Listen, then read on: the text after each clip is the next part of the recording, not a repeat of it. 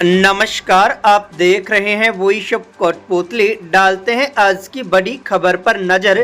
भाजपा महिला मोर्चा की प्रदेश अध्यक्ष राखी राठौड़ ने आज कोटपुतली में नारी शक्ति वंदन अधिनियम को लेकर प्रेस वार्ता को संबोधित किया। इस दौरान राठौड़ ने कहा कि मोदी सरकार ने महिलाओं को आर्थिक व सामाजिक मजबूती प्रदान की है। अब 33% आरक्षण के जरिए महिलाओं की राजनीतिक भागीदारी सुनिश्चित होगी।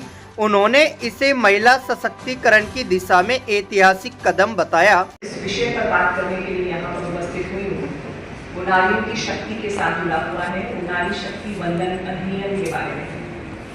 जैसा कि आप देख रहे हैं कि स्टेज पर भी हमारे साथ जो मेरे साथी लोग हैं वो भी सभी महिला बहनें हैं और ये एक बदलते भारत की तस्वीर है। नारी शक्ति वंदन अधिनियम, जैसा कि हम सभी को मालूम है कि 2023 में ये पारित हुआ और उसके बाद संसद में, विधानसभाओं में महिलाओं को 33% आरक्षण, 33% उनकी सीट रिजर्व करने का प्रोविजन हमारी लोकसभा में, हमारी राज्यसभा में पारित हुआ। और ये खुशी का पल था हम सबके लिए, क्योंकि महिलाओं को अब तक जिस तरह से एक सिर्फ लाभार्थी वर्ग में माना जाता था, ऐसा माना जाता था कि महिलाएं जो हैं वो तो सिर्फ और सिर्फ एक सहयोग करने के लिए है, समर्थन करने के लिए है।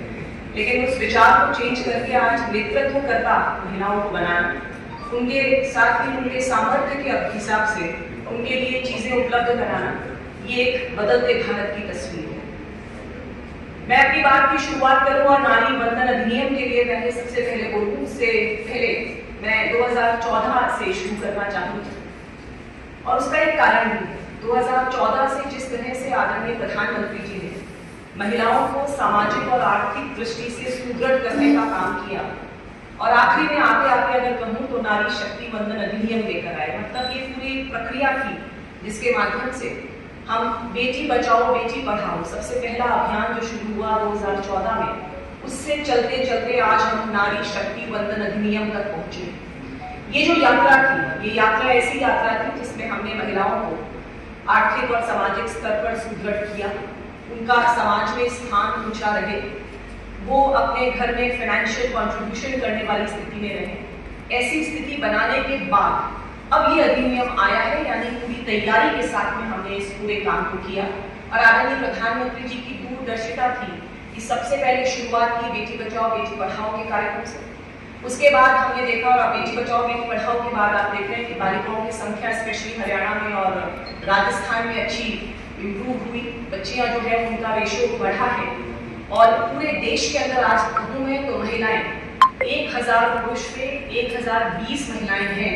यानी जो एक हमेशा डिफरेंस होता था मेल और फीमेल्स में, उस रेशियो को भी खत्म करने का ऑलमोस्ट उल्टा महिलाएं ज्यादा हैं। ऐसा काम हमारे प्रधानमंत्री जी की पॉलिसीज के माध्यम से। के बाद में सबसे पहले इज्जत घर की बात करूंगी, क्योंकि इज्जत घर की बात कोई करता नहीं था। और टॉयलेट्स बना करके जो एक बहुत मेजर प्रॉब्लम फीमेल्स को होती है, लाल किले की प्राचीर से इस बात को शुरुआत की गई।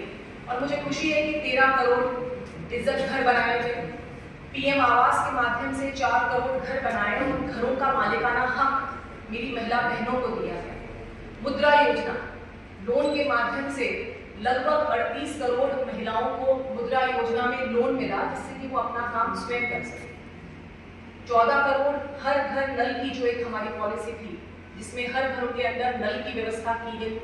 10 करोड़ उज्ज्वला गैस योजना के माध्यम से ऐसे कनेक्शंस दिए गए जो महिलाओं को धुएं से छुटकारा दिलाने का काम किया। और देखिए 2013-14 में जहां हमारे देश में 13 करोड़ कनेक्शंस हुआ करते थे, आज 33 करोड़ कनेक्शंस हैं।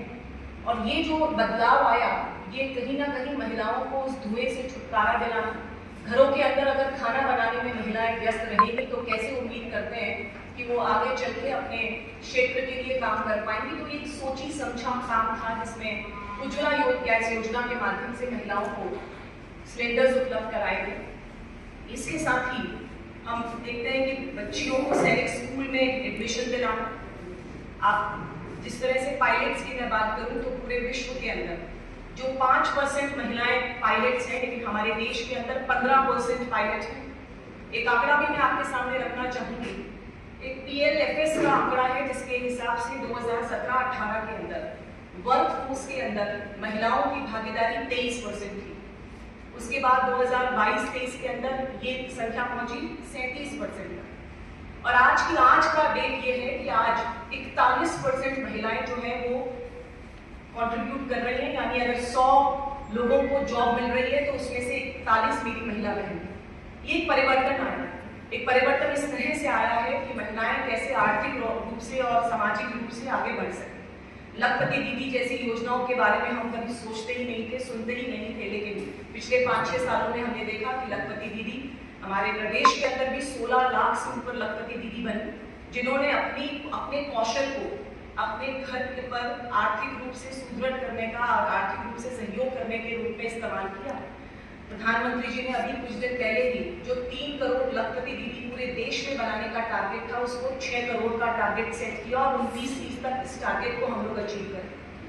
मेरा इन सब योजनाओं के बारे में बात करने का उद्देश्य ये है कि इन योजनाओं के माध्यम से पिछले 12 सालों में महिलाओं को कैसे आगे लाना, मुख्य धारा में जोड़ना, चाहे वो वर्कफोर्स हो, चाहे वो मकानों में उनका मालिकाना हक दिलाना हो, पानी की व्यवस्था हो, सिलेंडर्स की व्यवस्था हो, इन माध्यम से महिलाओं को क्षेत्र में जागरूक करना, इन सब कामों के साथ में आज हम खड़े हैं नारी शक्ति वंदन अधिनियम के लिए।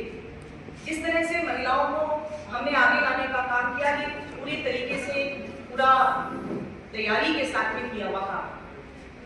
तो हम लोग वुमेन डेवलपमेंट की बात करते थे, हम बात करते थे कि महिलाओं का विकास होना चाहिए, लेकिन आज प्रधानमंत्री मोदी जी के युग में हम बात करते हैं women lead development, women development और वुमेन लेड डेवलपमेंट। पहले बात की जाती थी कि महिलाओं का विकास होना चाहिए, लेकिन आज बात की जाती है कि महिलाओं का विकास तो होगा, लेकिन उसका नेतृत्व कौन करेगा? वो महिला बहन ही करेगी। तो वुमेन डेवलपमेंट से वुमेन लेड डेवलपमेंट तक पहुंचते पहुंचते हम लोग नारी शक्ति वंदन अधिनियम तक आए, महिलाओं को सुदृढ़ किया, उसके बाद इस काम को किया। कांग्रेस की तरफ से मैं एक उदाहरण भी देना चाहूंगी कि हमने पिछली बार यूपी में विधानसभा चुनाव हुए यूपी में 2022 के, उस समय प्रियंका गांधी जी ने एक अभियान चलाया, लड़की हूं लड़ सकती हूं, और इस अभियान से उन्होंने 100 महिलाओं को विधानसभा में टिकट दी, 100 महिलाओं को विधानसभा का टिकट देकर के चुनाव लड़ा। बिना किसी तैयारी के जब आपने 100 महिलाओं को चुनाव में झोंका, अल्टीमेटली उसका रिजल्ट ये रहा कि वो सभी महिलाएं चुनाव हार गई।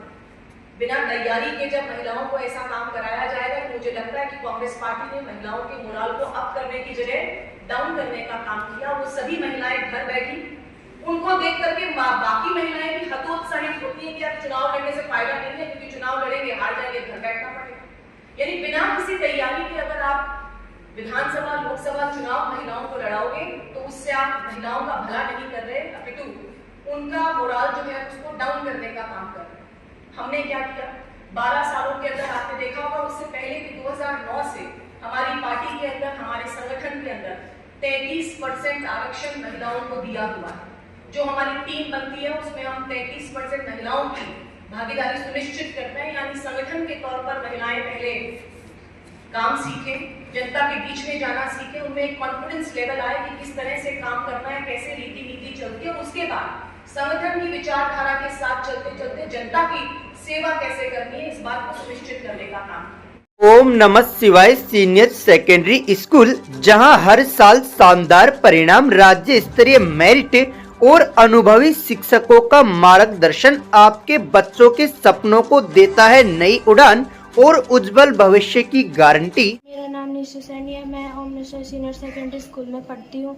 मेरी 10वीं में 98% बनी थी। मैं इसका श्रेय अपने स्कूल को देती हूँ। इसमें टीचर का पूरा सहयोग है। मैंने जब भी सवाल पूछे, इन्होंने सवाल का बहुत अच्छे से जवाब दिया। मैं इसका श्रेय अपने परिजनों, विद्यालय और मित्रगण को देती हूँ। मैं रामस्वरूप सैनी, ओम नमः शिवाय senior secondary school, Dabla road, Kashipuram, निदेशक। मैंने 1 मई 2001 को ये विद्यालय की स्थापना एक छोटे से भवन में शुरू की थी।